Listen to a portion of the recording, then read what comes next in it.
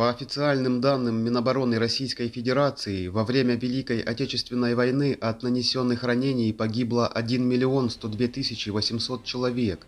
Часть из них скончалась в медсанбатах и госпиталях. В СССР той поры был принципиально отличный от гитлеровской Германии подход к лечению раненых в бою. В Великую Отечественную войну медики вернули в строй 72% солдат и офицеров. Маршалу Советского Союза Константину Рокоссовскому принадлежит фраза, что эту войну мы выиграли ранеными. Абсолютное большинство красноармейцев за годы Великой Отечественной войны были ранены и контужены, а многие и не единожды. По данным современных историков, в вермахте подобное количественное соотношение было отнюдь не в пользу гитлеровцев. Там возвращали в строй лишь 1/3 вылечившихся от ранений военнослужащих. Медики вермахта, в отличие от советских коллег, в первую очередь оказывали помощь тяжело раненым. Пока занимались этими, тяжелели остальные, что никак не улучшало статистику возвращения на фронт излечившихся. В медсанбатах СССР, напротив, стремились вернуть в строй как можно большее количество.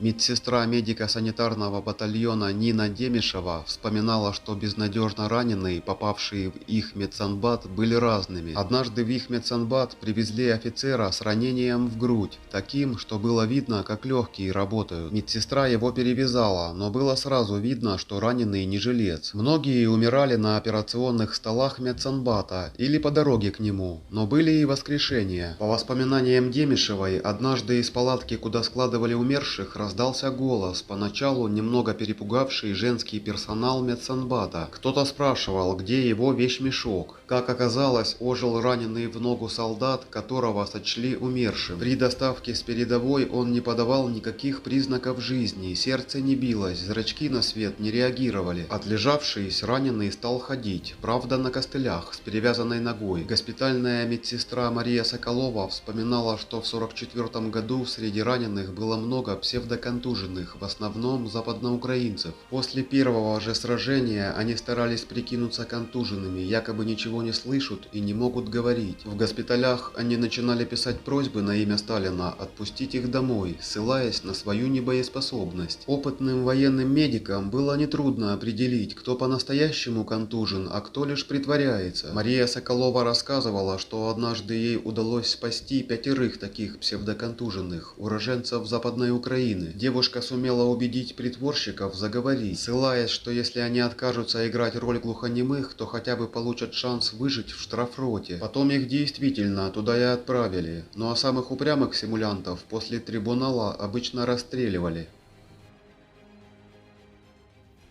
Доктор юридических наук профессор Александр Левий войну встретил, служа санинструктором в районе Бреста. При отступлении советских войск Левий тяжело ранило в живот. Солдаты отнесли его в госпиталь, который вместе с персоналом и ранеными был захвачен гитлеровцами. Раненого никто не оперировал, даже с носилок снимать не стали, медики сочли его безнадежным. Однако каким-то чудным образом, после сквозного ранения в живот, требующего обязательной операции, Левий выжил, и ему даже удалось избежать плена. Позднее врачи, осматривавшие ветерана войны и почетного работника прокуратуры СССР, разводили руками. Подобные случаи в медицинской практике крайне редки.